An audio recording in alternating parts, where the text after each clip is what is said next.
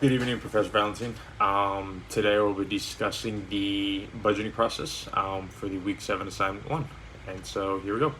So the budgeting process is the process in which a corporation's departments prepare plans that keep the same theme in mind, which is the ultimate end goal of whatever the company is, assuming profits are. So these departments can include people such as managers and lower level employees, depending on which budget process you choose.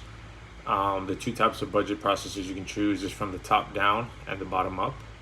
Personally, for my life, I've noticed that the bottom up has worked exponentially better, and from the reading, it also says the same. So when you're trying to figure out which one can be more productive and more influential, the bottom up, as the book says, is the more profitable, I guess you could say, because it has a higher morale within the company, and it allows people to be more motivated when showing up to work. And so with that, an organization has a budgeting committee, which will oversee the entire budgeting process and the master budget. The master budget is a series of budgeting schedules that, again, outlines the organization's plans and end goals. These plans can include sales, production, selling, and administrative expenses, and capital expenditures, and so on. And that's according to the text. With these plans highlighted and accounted for, it leads to the operating budget. It leads to the budget income statement, rather, and the cash flows and the balance sheet. And from there, we can look at the point of the operating budget, which is designed to plan and to control business operations. So an operating budget is a short-term budget. It's typically around a year, a couple months sometimes too. You can also use them for personal budgeting as well. But they focus on the daily operations of an organization and is designed to thoroughly plan out a year's budget, essentially, or a month's, whatever you choose.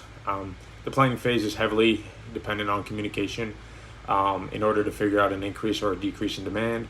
Without the communication of this process, the planning phase in general would be hard to determine if a company is making profits or any progress.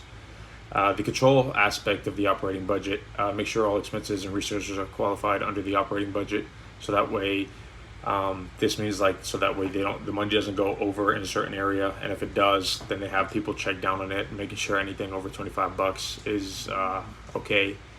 And then the key components of the operating budget is the sales budget, the production budget, the direct materials purchases budget, the direct labor budget, the manufacturing overhead budget, the selling and administrative budget, and lastly, the ending finished goods inventory budget. And that is according to the Carlson article I have attached in the description below.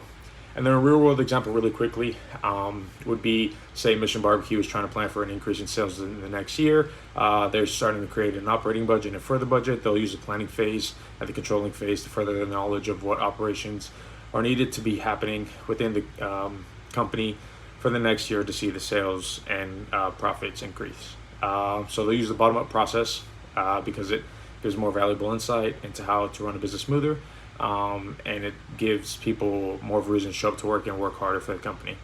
And so that's just a basic little real-world example of it. And yeah, that's pretty much the budgeting process summed up in 3 minutes. Thank you.